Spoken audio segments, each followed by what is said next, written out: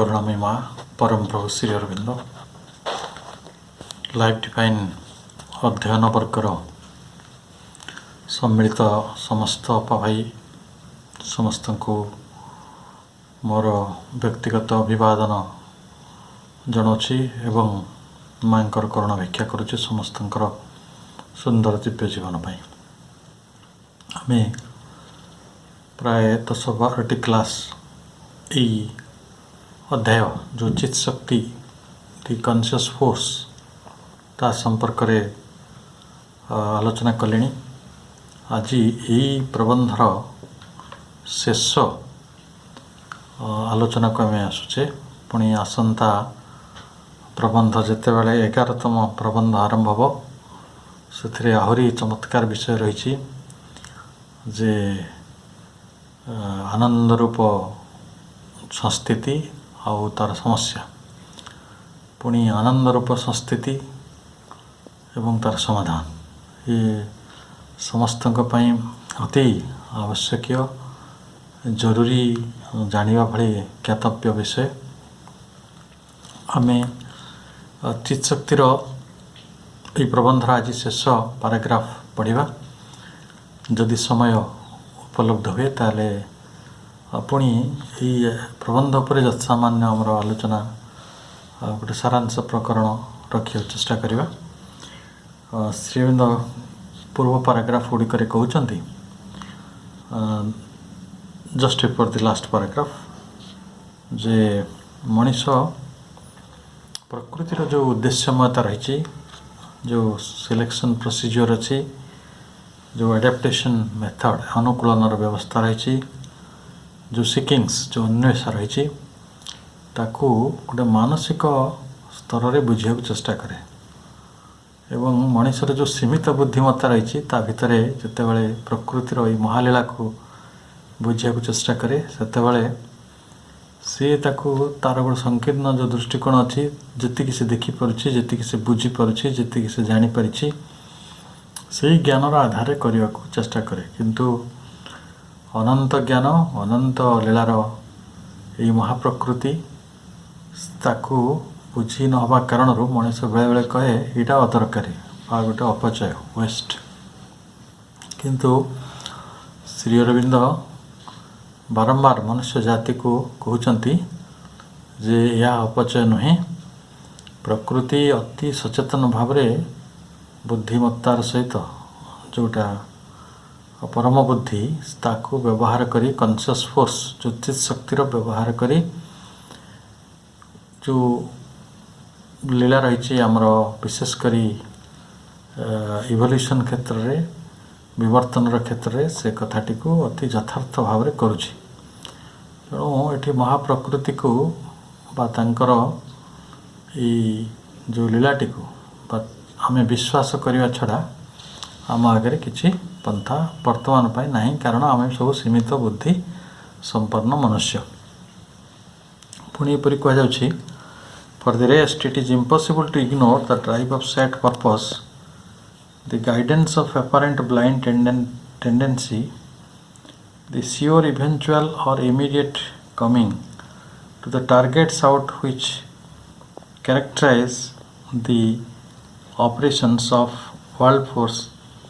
in the animal, in the plant, in the inanimate things. तेणु मनीष केवल गोटे आपत्ति कौन ना विश्व एत लीला कहीं घटुचे एत जीवजंतु कहीं रही एत उद्भिद कहीं रही एत नद नदी एत घटना एत ज्योतिष्क मंडल एत विराटत्व कौन दरकार आम घर करना भारी छोट 1500-2000 स्क्वायर फुट आम घर तारी भितर आमर जीवन जंजाल आमर समस्या आमर प्रेम आमर आशा आम निराशा इतने विराटत्व सहित आम ये क्षुद्रतार संबंध रोना तेणु जोटा बाहर घटुची जदि मो पुओ को ज्वर हो मत कई जन आसी से समय जदि ईश्वर महातत्व कह मुझे मारी गोड़े तो हम ना कारण आम जो इमिडिएट तात्कालिक समस्याटा भोग करुचु से समस्या सहित विश्वलीलार संबंधटी रही पारना तेणु आमको ये इरेभरेंट लगुच तेणु यहाँ गोटे आपत्ति या छाड़देला आम बाकी जिनस गुड़िक जो पशु स्तर रे उद्भिद स्तर रे जड़ जगत मध्य विश्वशक्तिर जो सकल लीला कार्य करुच्ची सकल लीलाटी कौन काम करुच्ची ना गोटे निर्दिष्ट लक्ष्य दिगरे धावमान हो भीतर गोटे बेग भी निहित अच्छे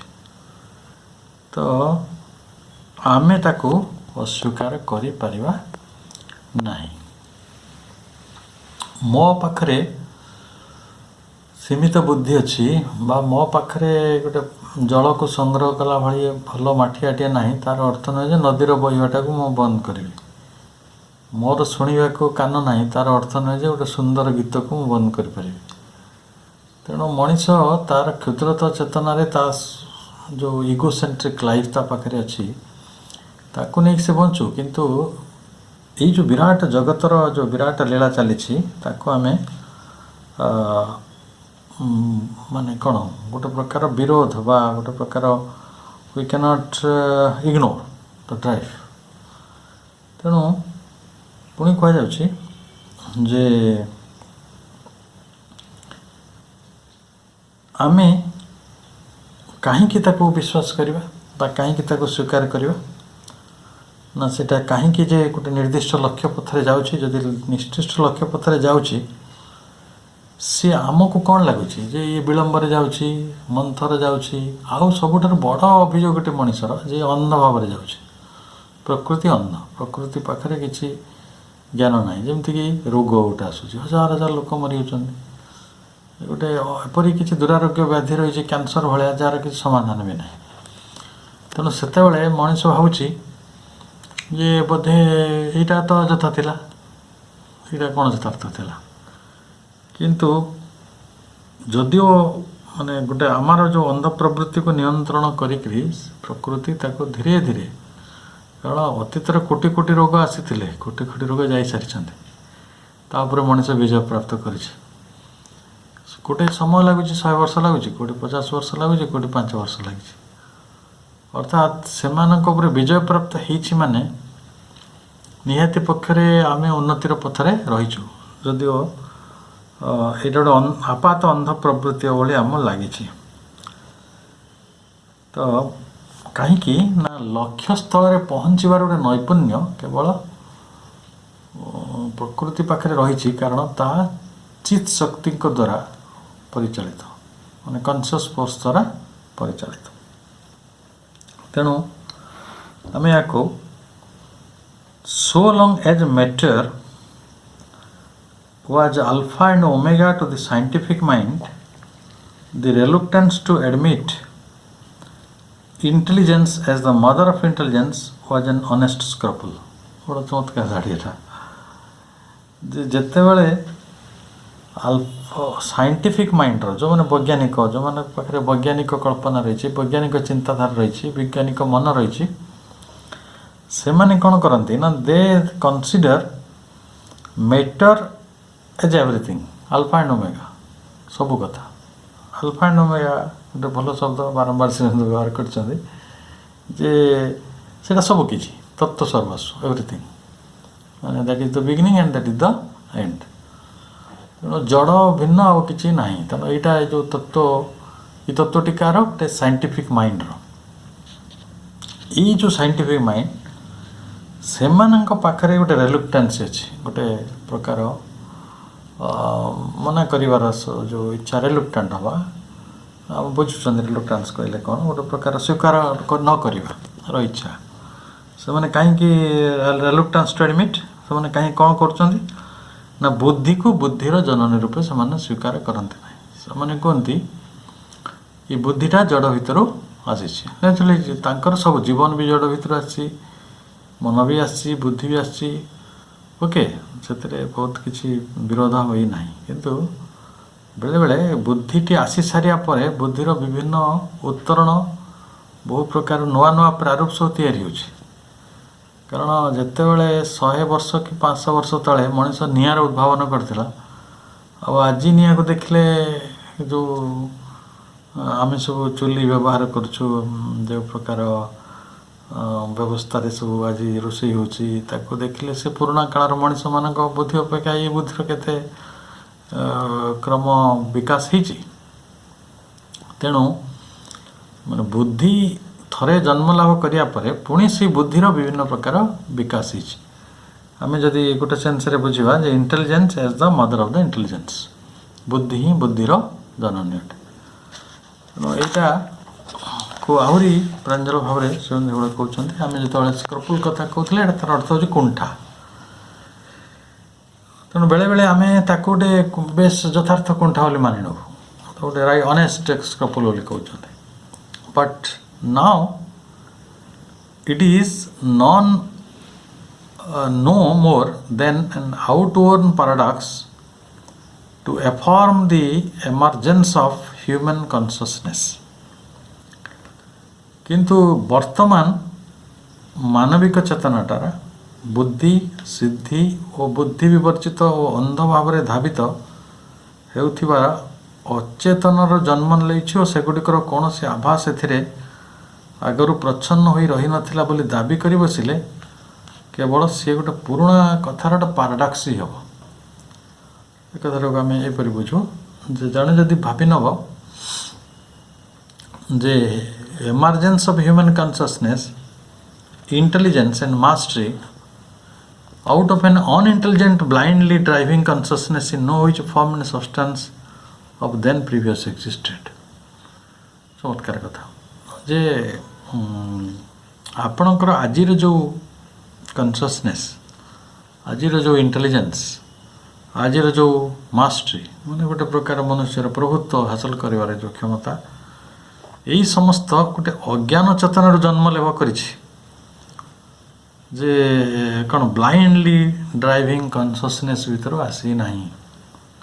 ତାହେଲେ କେଉଁଠୁ ଆସିଛି? କନସିୟସ୍ ଫୋର୍ସରୁ ଆସିଛି। ମାନେ କନସିୟସ୍ ଯେଉଁ ଚିତ୍ ଶକ୍ତି ଆମେ ଯେଉଁଟା କହୁଛୁ ତା ଭିତରୁ ଆସିଛି। ତେଣୁ ଯଦି ଆମେ ଏଇଭଳି ଜିଦ୍ କରିବା ଯେ the emergence of human consciousness, intelligence and mastery out of an unintelligent blindly driving consciousness in which no form or substance of them previously existed, ଯାହା ଆଗରୁ କିଛି ନଥିଲା ତା ଭିତରୁ ଏଗୁଡ଼ାକ ସବୁ ଜନ୍ମ ନେଇଗଲେ, ସେମିତି ଯଦି ଦାବି କରିବା ତାହେଲେ ଇଟ୍ ୱିଲ୍ ବି ଆଉଟୱନ୍ ପାରାଡକ୍ସ, ପୁରୁଣା କାଳିଆ ବିରୋଧାଭାସୀ ହେବ। ତାହେଲେ ସତଟା କ'ଣ ନା ଏଇଆ ହେବ, man's consciousness can be nothing else than a form of nature's consciousness। ତେଣୁ ମନୁଷ୍ୟର ଚେତନାଟା ଗୋଟେ ଏଲିୟନ୍ ହେଇକି ଆସିନାହିଁ, କେଉଁଠୁ ବାହାରୁ ଆସିନାହିଁ, ଏଇ ମହାପ୍ରକୃତି ଭିତରୁ ଆସିଛି। ଯଦି ମନୁଷ୍ୟ ଚେତନାଟାରେ ଚେତନ ଶକ୍ତି ଭରପୁର ହେଇକି ଅଛି ବୋଲି ଆମେ ଭାବୁଛୁ, ତାହେଲେ ଯେଉଁଠୁ ଏଇଟା ଆସିଛି, ମାନେ ଯିଏ ମଦର ଆମେ କହୁଥିଲେ intelligence is the mother of intelligence, ତ ସେଇଭଳି ସେଇ ଯେଉଁ ନେଚର୍ସ କନସିୟସନେସ୍ ସେଇଟା କ'ଣ ହେବ? କନସିୟସ୍ ହେବ କି ଅନକନସିୟସ୍ ହେବ? କନସିୟସ୍ ହେବ।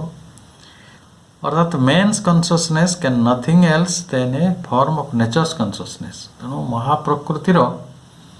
ଚେତନାଟା ହିଁ ମନୁଷ୍ୟର ଚେତନା, କାରଣ ମନୁଷ୍ୟଟା ମହାପ୍ରକୃତିର ଗୋଟେ ଅଙ୍ଗ, ପାର୍ଟ, ଅଂଶ, ଅଙ୍ଗୀଭୂତ ତା ଭିତରେ। ଇଏ ତ ବାହାରୁ ଆସିନି ନା କେଉଁଠୁ, ପ୍ରକୃତି ବାହାରୁ। ତେଣୁ ମନୁଷ୍ୟ ପାଖରେ ଯେଉଁ ଚେତନା ଅଛି ଏଇଟା ମହାପ୍ରକୃତିର ଚେତନା ହିଁ ଅଟେ। It is there in other involve forms below mind. ତାହେଲେ ମଣିଷ ଭାବି ନେଇଛି ଯେ ତା ପାଖରେ ଯେଉଁ ଚେତନାଟା ଅଛି ହ୍ୟୁମାନ୍ ମାଇଣ୍ଡରେ, ହ୍ୟୁମାନ୍ ଇଣ୍ଟେଲିଜେନ୍ସରେ, ହ୍ୟୁମାନ୍ କନସିୟସନେସ୍ରେ, ତାର ମେଣ୍ଟାଲିଟିରେ, ତାର ମେଣ୍ଟାଲ ସାଇକୋଲୋଜିରେ ଯାହା ଯାହା ସେ ବୁଝିଛି, ତ ସେଇଟା ଗୋଟେ ସର୍ବୋତ୍ତମ ବା ସର୍ବଶେଷ କଥା ନୁହେଁ କି ଏଇଟା ଗୋଟେ କ'ଣ ଗୋଟେ ବିନା ଇଭଲ୍ୟୁସନରେ ସେଇଟା ସେପରି ତିଆରି ହେଇନାହିଁ, ସେଇଟା ଆଉଟ୍ ଅଫ୍ ଇଭଲ୍ୟୁସନ୍ ହେଇଛି। ଏବଂ ତାର ଅର୍ଥାତ୍ ଯଦି ଇଭଲ୍ୟୁସନ୍ରୁ ହେଇଛି ତାହେଲେ ଏଇଟା ତ ପୂର୍ବରୁ ଗୋଟେ ଆଉ ଗୋଟେ ଅଧସ୍ତରରେ ଥିଲା, ଆଉ ଗୋଟେ ଅଧସ୍ତର ତା ପାଖରେ ଥିଲା, below mind, involved forms below mind. ତେଣୁ ଏହାର ଆଉ ଗୋଟେ ରୂପ ଅଛି, ମାନସ ଚେତନାର ଆଉ ଗୋଟେ ରୂପ,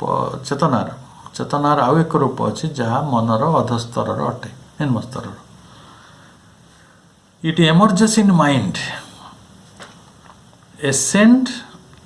into yet superior forms beyond mind। ତ ताले जदि निम्न स्तर अच्छी सेटा कौन आम आलोचना कर जड़र माने उद्भिदर प्राणर चेतना है सी रही शरीर चेतना है रही स्थूल चेतना है रही तेणु वर्तमान जिते यहाँ मिडिल टर्म यहाँ सेकेंड गोटे ट्रांजिटरी अवस्था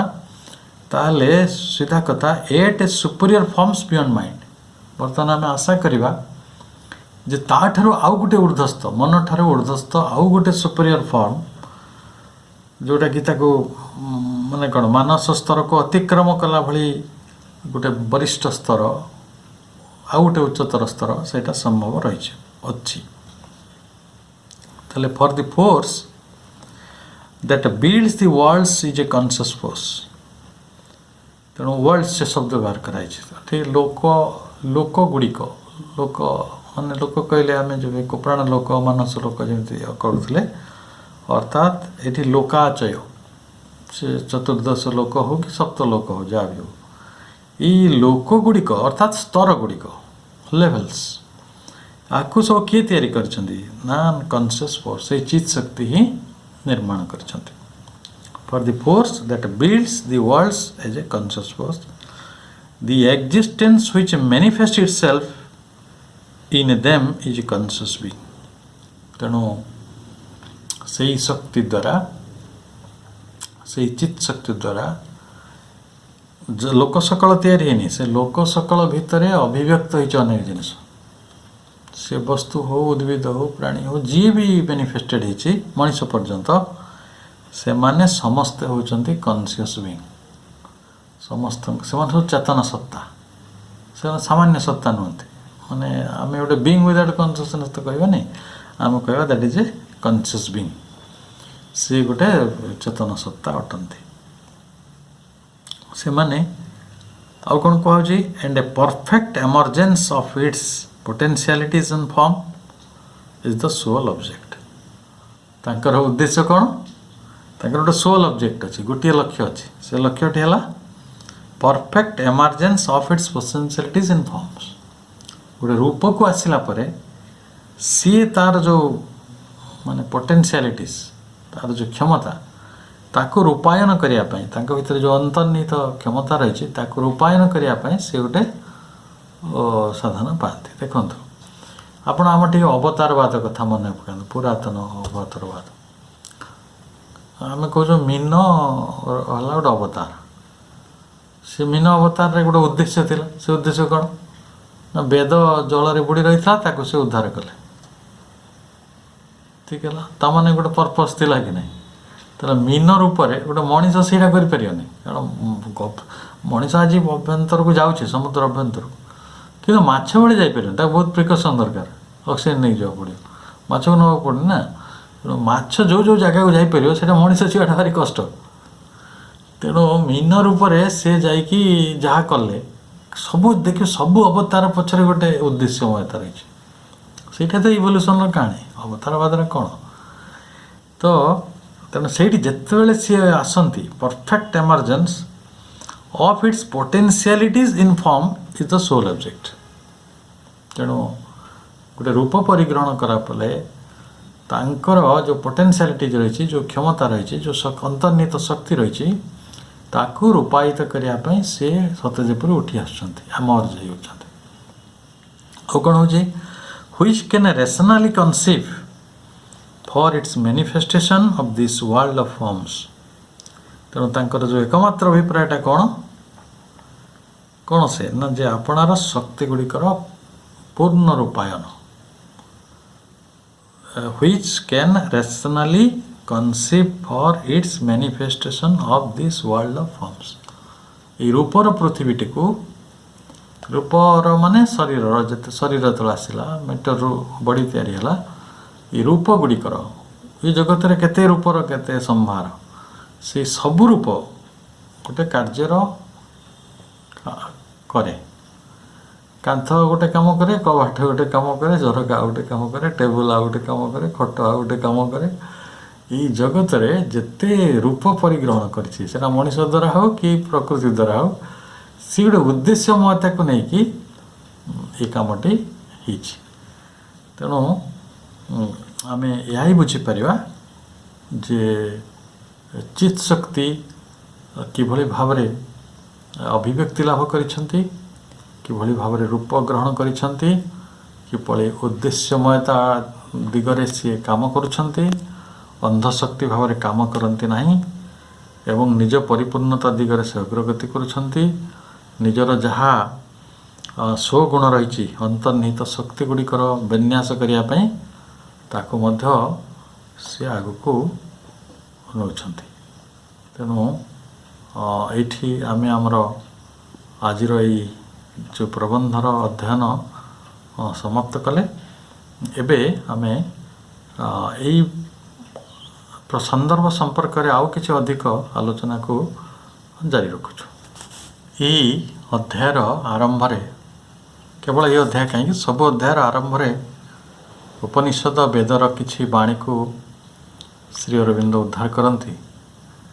ଆମେ ଯେତେବେଳେ ଏଇ ଅଧ୍ୟାୟ ଆରମ୍ଭ କରିଥିଲେ ତାର ପ୍ରାରମ୍ଭରେ ଶ୍ୱେତସ୍ୱତର ଉପନିଷଦର ଏକ ବାଣୀ ପ୍ରଦତ୍ତ ହୋଇଥିଲା। ସେ ବାଣୀଟିକୁ ମୁଁ ପୁଣି ଥରେ ଆପଣମାନଙ୍କୁ ମନେ ପକାଇ ଦେଉଛି।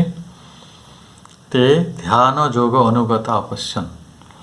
ସେମାନେ ଧ୍ୟାନ ଯୋଗର ଅନୁଗତ ହୋଇ ଦେଖିଲେ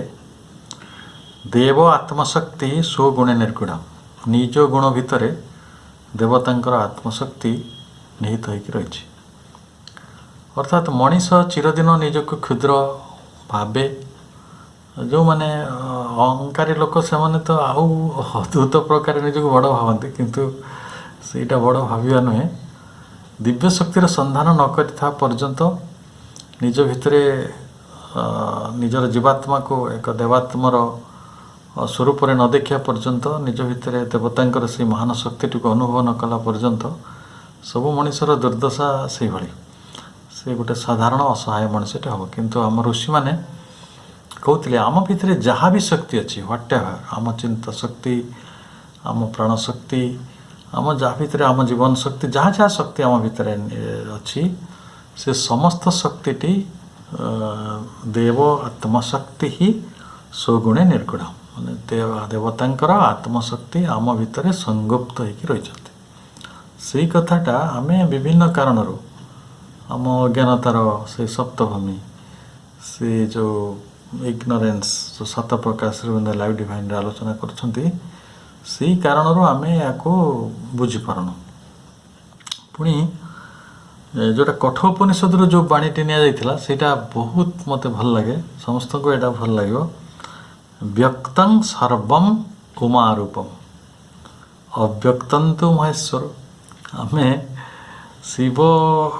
ମନ୍ଦିର ଯାଉ, ଶିବ ଶବ୍ଦ ସହିତ ବହୁତ ପରିଚିତ। ଆଉ ଶିବଙ୍କର ଜଣେ ପତ୍ନୀ ଅଛନ୍ତି, ମଣିଷ ଭାବେ ତାର ଯେମିତି ପତ୍ନୀ ଅଛି ତେଣୁ ଶିବଙ୍କର ବି ପତ୍ନୀ ଥିବ, ତ ଭାରି ସ୍ୱାଭାବିକ। କିନ୍ତୁ ପ୍ରକୃତରେ ସେ ଉମା ଓ ଶିବ କ'ଣ? ଉମା ଓ ଶିବ ହେଲା ବ୍ୟକ୍ତମ୍ ସର୍ବମ୍ ଉମାରୂପମ୍, ଯାହା ଏ ଜଗତରେ ବ୍ୟକ୍ତ ହେଇଛି ସେଇଟା ହେଉଛି ଉମାରୂପ। ଆଉ ଯେଉଁଟା ଅବ୍ୟକ୍ତ, ଅବ୍ୟକ୍ତନ୍ତୁ ମହେଶ୍ୱର, ଯାହା ଅବ୍ୟକ୍ତ ଅଛି ତାହା ହେଉଛି କ'ଣ, ମାନେ ଆମେ ଯଦି କହିବା ଶିବ। ତାହେଲେ ଶକ୍ତିର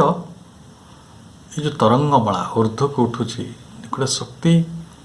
ଅପ୍ରକାଶିତ ହେଇକି ଥିଲା, ଶିବ ରୂପରେ ଥିଲା। ଯେତେବେଳେ ସେ ପ୍ରକୃତି ରୂପ ନେଲା, ଉମା ରୂପ ନେଲା, ବ୍ୟକ୍ତ ହେବାକୁ ଚେଷ୍ଟା କଲା, ସେଇଠି ତାର ତରଙ୍ଗମାଳାଟା ଉର୍ଦ୍ଧ୍ୱକୁ ଉଠୁଛି, ସେ ଗୋଟେ ବିକ୍ଷୁବ୍ଧ ଉଦ୍ବେଳିତ ସାଗର ଭଳି। ଆଉ ସେ ତରଙ୍ଗମାଳାକୁ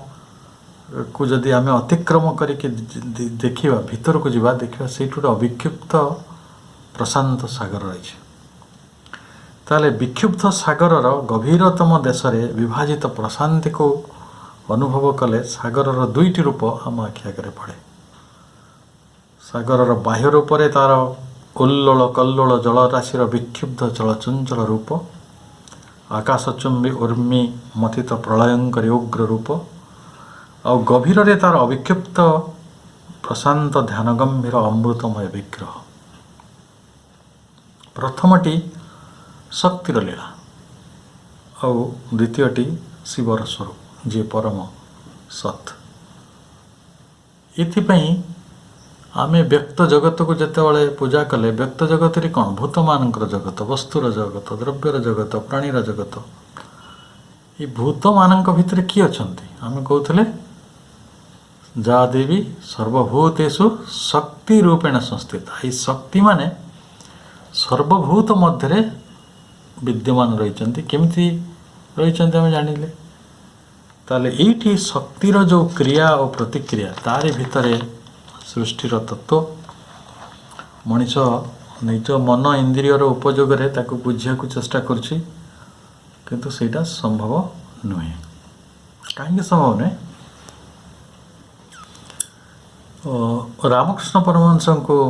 आम मन पकेवा से गोटे भल उपमा दौले जितेबाला मनुष्य जीवात्मा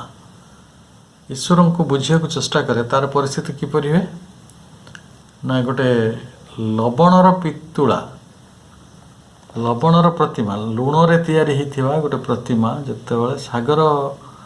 भीतर को जीव ताले सी सागर विषय किसी बुझीपर कारण से सागर भितर लीन हो ताई हे ना कारण से सागर रु आसी जदि आमे समस्ते महाप्रकृति भितर आसीछु ताले से सत परमात्मा स्तर रु आसुछु ताले जेतेबेले आमे सेटा को पुणी खोजिया जावा ताले कौन हम आम तारी से विराटत्व भितर मेले ही जावा तेणु जानिबार आ नयार भी बंचे ना जे जानिया चाहे से भी बंचे तिष्ठि रही पारे ना से अलग विषय आम से विषय को जीवा ना किंतु पृथ्वीर सृष्टि संपर्क रे जगतर सृष्टि संपर्क रे ये सचराचर विश्वर सृष्टि संपर्क रे बहुत वैज्ञानिक माने आलोचना करिसेंती बहुत परीक्षागार रे बहु परीक्षित सत्य आम सामना को आसी किंतु गोटे समय थिला एबे जेपरी दार्शनिक माने गोटे अलगा आ वैज्ञानिक माने गोटे अलगा से भली समय नथिला भारतीय महाऋषि माने एकाधार रे वैज्ञानिक थिले एकाधार रे चिदवादी दार्शनिक मध्य थिले तेणु ऑल इन वन से माने द्वैतवादी सिद्धांत गुड़िक सहजरे बुझी पारुथिले एवं ताको गोटे अद्वैत रूप को आनी पारुथिले आउ सृष्टिर कारण को मध्य से माने निर्णय करिसेंती सांख्य दर्शन होछि तार सबुठारु शक्तिशाली ग्रंथ जो थे ये कथा आसी आ त्रिगुणमयी शक्ति प्रकृतिर सत्व रजतमर कथा कह जाइछि ये समस्त तत्व को यदि आम विचार करवा ताको मनन करवा ताले आहुरी विषयटी शास्त्रीय हो उठिबो गोटे शास्त्र को उद्धार करा जाओ शतपथ ब्राह्मण से कौन कहते आम कहे ये छंद भितर रिदिम भितर केवे उद्भिद आसी ये छंद भितर केवे गोटे रिदिम भितर गोटे स्पंदन जोटा स्पंदन कहते केवे प्राणी आसी केवे सही स्पंदन भितर केवे मनुष्य आसी सेटा केमिति आम शास्त्र कही शुणु छंदासी बे विश्वरूपाणी ये छंदमय तरंगरु विश्वरूपर उद्भव जदि आउ टिके पुरातन शास्त्र को जीवा से लिखाई पृथ्वी छंद अंतरिक्ष छंद देव छंद नक्षत्राणि छंद बाक छंद अजा छंद अश्व छंद यजुर्वेद संहिता एथिरे कौन कह ना पृथ्वी छंद अटे अंतरिक्ष छंद अटे स्वर्ग नक्षत्र वाक्य कृषि गो अजा शब्द अच्छे अजा माने छागल अश्व ये सिंबलिक अर्थात प्राणी सकल छंद अटंती अर्थात ये छंदटा आम जहाँ कहूँ से छंदटा गोटे काव्यिक अर्थ कि साइंस माने कौन कह स्पंदन मूवमेंट वाइब्रेशन तेणु यही जो आधुनिक सृष्टि तत्व ता सहित आम जदि सही शास्त्रीय तत्व गुड़ी को मिलान करवा देखा जे बहुत बाटरे ताहा निज निज भितर बहुत एग्रीड होती बहुत जगह सम्मत होती एवं विरोधाभास जदि अच्छी भी सेटा बहुत माने कम स्तर जोटी समाधान भी तार आसीपर जेभली आपण देखंतु से स्पंदन भितर पंचमहाभूत या आरंभ में आम पंचमहाभूतर सृष्टि संपर्क में पढ़ी से शक्तिर स्पंदन शक्ति जो शिव होते किसी नाला कि स्पंदन है उमा रूप ने से व्यक्त होगा चाहिए से ततः आकाश सम्भूत भर आकाश जन्म है आकाशात वायु आकाश वायु जन्म है वायो तेज वायु भर अग्नि सृष्टि है तेजस आप अग्नि भर जलर सृष्टि साइंस भी तो से कह हाइड्रोजन ऑक्सीजन मिसी अग्नि हम प्रथम तापर जल हम और अभ्य पृथ्वी ता भर ये समस्त को मिसिकी पंचमहाभूतर पृथ्वी जो तैयारी होची एटा जड़र अवस्था तापरे पंच तन्मात्र पंच महाभूत तैयारी पंच महाभूत को लेकर पंच तन्मात्र तैयारी है शब्द स्पर्श रूप रस गंध ताले केते पुणी चिंता करंतु जतेबेले यही तन्मात्र तैयारी हेले तांको भितर ज्ञानेन्द्रिय सृष्टि है कोटा ना चक्षु जिते आसी जदि शब्दटा थिबो ताको शुणिब किए कर्ण आदि स्पर्शटा सेटा चर्म त्वक जोटा आम कहूँ रूप रूप थे चक्षु रस ताको थे जिह्वा दरकार आ गंध हेले नासिका दरकार तेणु ये हेले पंच कर्मेन्द्रिय ज्ञानेन्द्रिय तापरे ये ज्ञानेन्द्रिय गुड़िक पुणी ग्राह्य विषय गुड़ा तापरे कर्मेन्द्रिय आसिले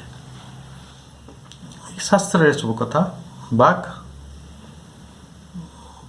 पानी बाक को आपण बाणी भी नहीं पारते बाणी पानी पानी कहले हस्त पाद पायु उपस्थ ये जो पांचटी कर्मेन्द्रिय आसिले तांकर क्रिया गुड़िक कौन ना बाणी गमन वस्तुर त्याग उत्पादन प्रक्रिया ये समस्त को आम नेलु तो वर्तमान पांचटी कर्मेन्द्रिय और पांचटी ज्ञानेन्द्रिय केते हेले 10 आउ तीनटी को जोड़तु गोटे हूँ महत महत शब्दटा संस्कृत में भारी चमत्कार शब्द तार प्रकृत आक्षरिक अर्थ ओडिया रे बुद्धि महत आम बुद्धिमान लोक को महत जन बोली कहू संसार में बुद्धिमान लोक महत अहंकार आ मन ठीक अच्छे वर्तमान ये 3 सी 10 ये 13टी तत्व रे जगत तैयारी है आउ आमे जो इंद्रिय मानक विषय रे आलोचना कले से इंद्रिय मानक को परिचालित कले मन यही बटरे मन आउ पंच ज्ञानेन्द्रिय पंच कर्मेन्द्रिय से माने जगत को प्रत्यक्ष कले से मानक ऊपर अनुभूति हासिल कले आउ से माने किछि बुझवा को चेष्टा कले किंतु जदि आउर टिके तत्व को चली जिवे आपण से मानक आमे जो आलोचना करथिले सो गुणे निर्गुणा प्रचन्न बुद्धिर परम बुद्धि किभଳି आम भितर संगुप्त होइक रहिछि निगूढ़ होइक रहिछि ताकू अनुभव करिया कहले आमको बुझिया को पड़िबो जे कौनसी शक्ति उद्देश्य विहीन नुहे ये जगत रे किछि कथा उद्देश्यहीन नुहे कारण तार पश्चात रे गोटे सिलेक्टिव प्रोसीजर रही आम जो अध्ययन करते सिलेक्शन उपर आम अनेक कथा चिंता करते जे कापर कौन से सिलेक्शन लक्ष्य अनुकूल कार्य एडाप्टेशन अन्वेष धर्मी साधना सिकिंग्स यही सब पछरे गोटे बुद्धिर क्रिया कार्य करुछि अर्थात मनीष कौन भावे ना ये पृथ्वीर अनेक कथा अयथार्थ आउ अनेक कथा अपचय दिगरे जाउछि वेस्ट किछि तार उद्देश्य नाही किंतु जेहेतु आमे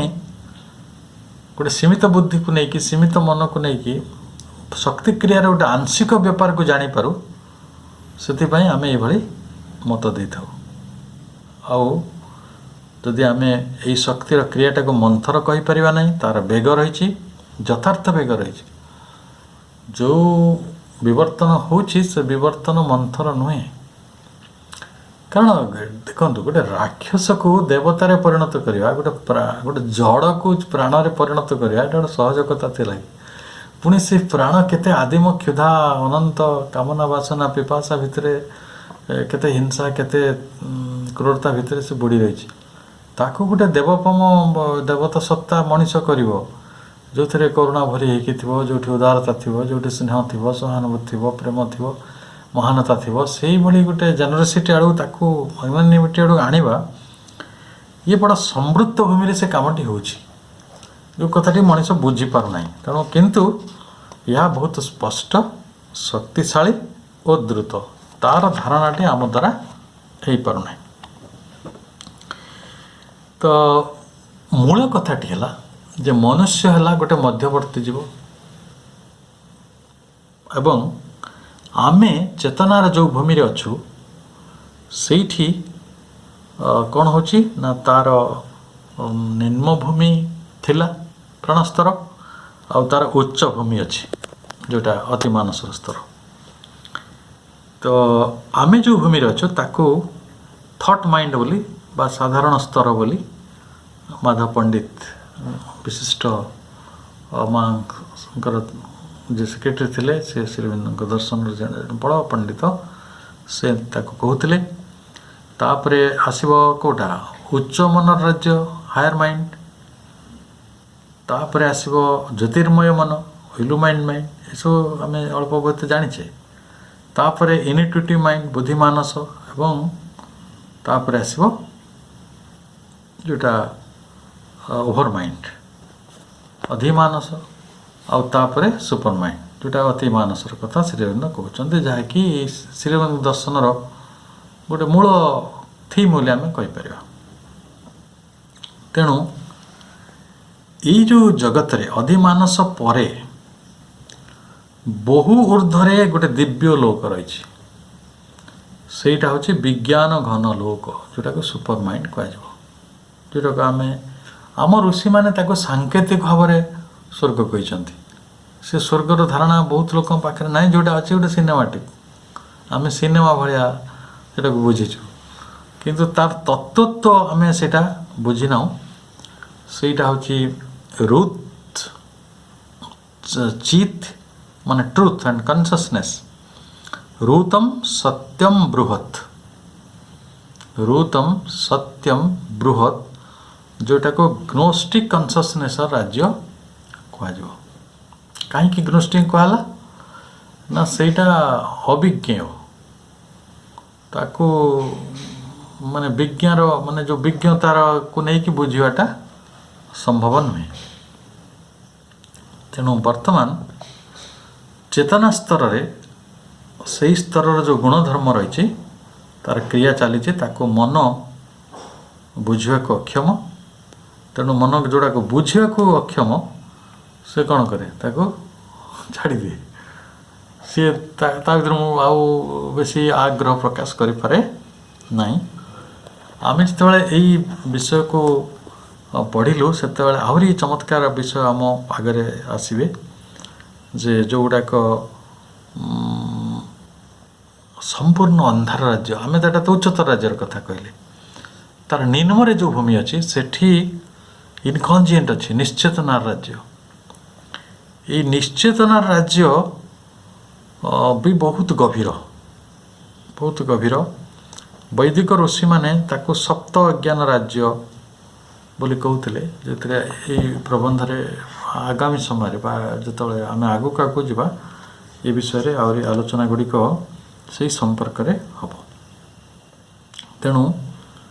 ଆମେ ଯେତେବେଳେ କିଛି ସାଧନା କରୁ, କିଛି ତପସ୍ୟା କରୁ, କିଛି ଜପ ଧ୍ୟାନର ବାତାବରଣ ଆଣୁ,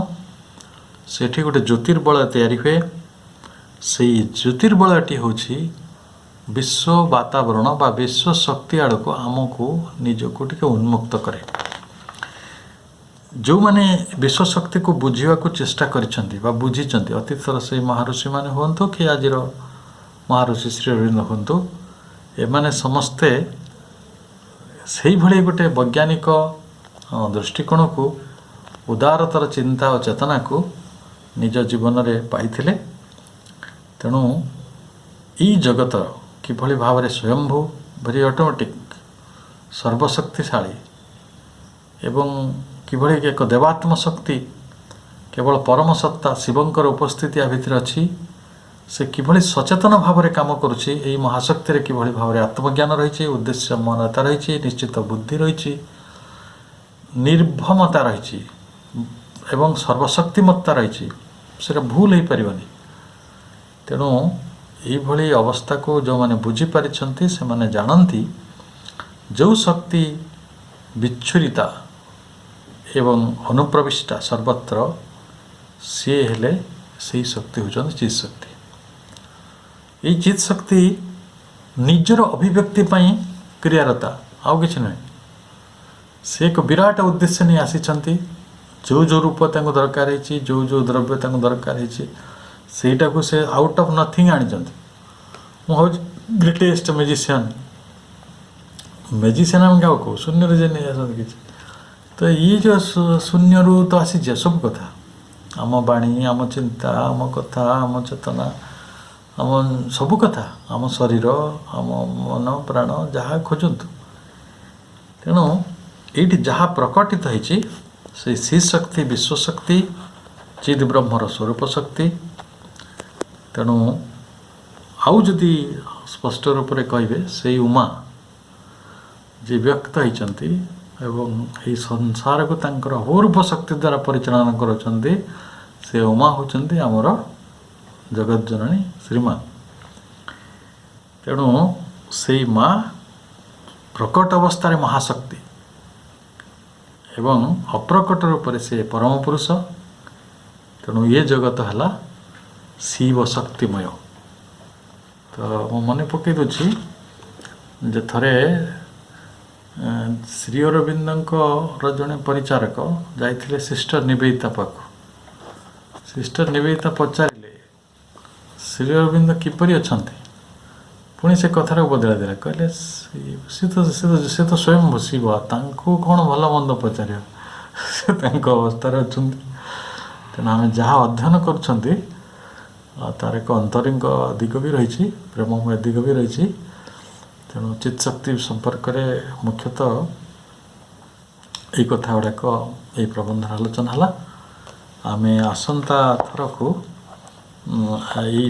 विषय को आहरी चमत्कार भाव में आनंद स्वरूप जोटा the delight of existence the problem आउ पर अध्याय delight of existence the solution. आम ये जगत रे रहीचु आनंद स्वरूप होइकछु। से आनंद स्वरूपटा आम कहीं खोजिकी पाऊनु से दी सॉल्यूशन दी प्रॉब्लम और किभली खोजी पाइबा दैट इज द सॉल्यूशन। ये विषय पुणी आम आम धारावाहिक आलोचना जारी रहिबो। मु आशा करे आम पुणी थे से भाई आग्रह सहित माँ करुणा सहित आम निजक सामिल करथुआ। पुणी थे समस्त से चित शक्तिर महाकारिणी माँ पाखरे समस्तंकर शुभाशीष कामना करछि एवं आज ये आलोचना को आम ये रखुच्छे।